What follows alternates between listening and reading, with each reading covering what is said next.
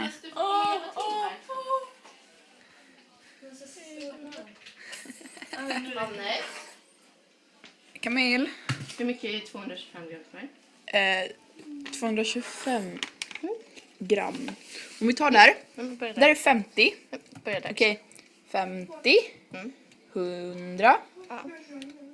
150. 225. 225. Här! Men jag räknar, nej, där. Svarta strecket. Svarta strecket. Det är svarta strecket. Det är svarta strecket. Om jag räknar rätt. Jag tror nog att det 225. 150. 225 var det väl? Ja, då är det där. Exactly. Hannes, då får du smälta smöret också. För att Camille inte ska göra allt för